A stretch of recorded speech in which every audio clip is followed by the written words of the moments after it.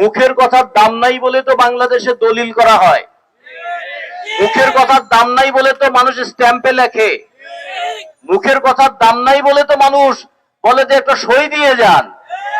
বলে প্রধানমন্ত্রী যখন বলেছেন আমরা বলি আপনার কথাকে আমরা সম্মান করি, কিন্তু অত বেশি বিশ্বাস করতে পারি নাই, কারণ এই মুখের কথা যে কখন উল্টে যাবে তার কোনো ঠিক ঠিকানা নাই। আমরা এই জন্য মুখের কথার সঙ্গে একটু দলিল রাখতে চাই। আজকে এই দলিলের অংশ হিসেবে আমরা সড়ক পরিবহন এবং সেতুমন্ত্রীর কাছে আমাদের দাবিগুলো জানাতে চাই। এই দাবি নিয়ে আমরা 12 বছর ধরে রাস্তায় আছি। ব্যাটারি চালিত রিক্সা, ইজি বাইক এবং সমজাতীয় এই যে যানবাহন যেটা বলছেন, এইটা আকাশ থেকে পড়ে নাই, এইটা নদীতে ভেসেও আসে নাই, এইটা এই দেশের মানুষ জীবন এবং জীবিকার প্রয়োজনে বাঁচার তাগিদে তাদের জীবনের এবং জীবিকার দায়িত্ব কেউ যখন নেয় নাই, তখন কখনো ব্যাংক থেকে ঋণ নিয়ে, কখনো পাশের বাড়ির কারো কাছ থেকে লোন নিয়ে, কখনো নিজের জমানো টাকা ভেঙে তারা এই সমস্ত যানবাহন হয় কিনেছে অথবা এই সমস্ত যানবাহন চালানো শুরু করেছে। ফলে এইটা উপর থেকে টুপ করে পড়ে নাই, আর এইটা ফুস করে মাটি থেকে মানে গড়ে ওঠে নাই। আমরা এই দেশের এই মাটির সন্তান, আমাদের ফোঁটা ফোঁটা ঘাম এই দেশের মাটিতে ঝরে। এই রৌদ্রে এবার দেখেন, এই রৌদ্রে এ পর্যন্ত 31 জন মানুষ এই তাপের মধ্যে তাপদাহে মারা গেছে।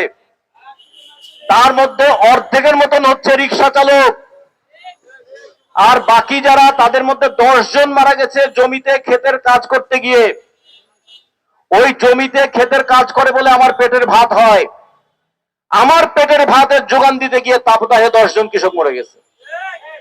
এই ঢাকা শহরে পথচারী হিসেবে মারা গেছে সব মিলিয়ে 4 জন, গরমে হাঁসফাঁস করতে করতে। আর সেই গরমে যখন আমাদের রিক্সা চালকরা রিক্সা চালায়, তাদের দুঃখের কথা আপনারা একবারও ভাবলেন না?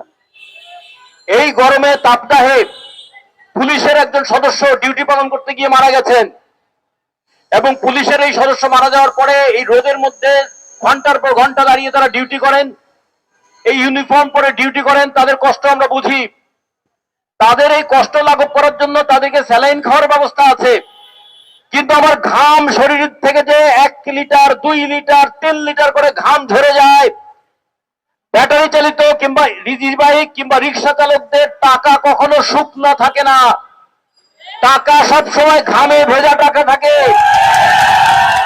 গায়ের ঘাম, মাথার ঘাম, কোমরের ঘাম, এই ঘাম ঝরিয়ে আমাদের যে ফোটায় ফোটায় 1-2 করে টাকা রোজগার করি, রেকার লাগায় আপনি সেখানে 1200 টাকা জরিমানা নিয়ে যাবেন। একটা ছোট চাকার রিক্সা, সেটা তৈরি করতে খরচ পড়ে 1 লাখ টাকা, আর এই বড় চাকার রিক্সার জন্য খরচ পড়ে 60,000-70,000 টাকা। তাহলে 70,000 টাকার একটা রিক্সার রেকার করে 1200 টাকা। আর রাস্তায় যে প্রাইভেট গাড়ি চলে 15 লক্ষ, 20 লক্ষ, 30 লক্ষ, এই 40 লক্ষ, কেউ এবার 1 কোটি টাকা দামের গাড়ি, ওই গাড়িতে রেকারিং করলো 1200 টাকা। চিন্তা করেন, জরিমানার সময় আমরা সমান হয়ে গেলাম, খাওয়ার সময় সমান নাই, আয় রোজগারের সময় সমান নাই, শাস্তির সময় আমরা সমান হয়ে গেলাম। আমরা এই অন্যায়গুলো বন্ধ করতে চাই।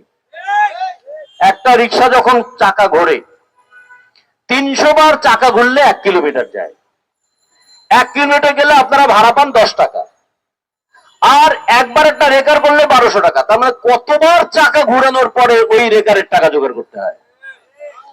আর কেউ কেউ বলে মামলা দিলাম না, রেকারিং করলাম না, 600 টাকা দিয়ে দাও, ওইটা হচ্ছে নগদে দিয়ে দাও। এইরকম কখনো কখনো 600 টাকা 500 টাকা যে নেয়, একবার চিন্তা করে এই 500 টাকা রোজগার করতে গিয়ে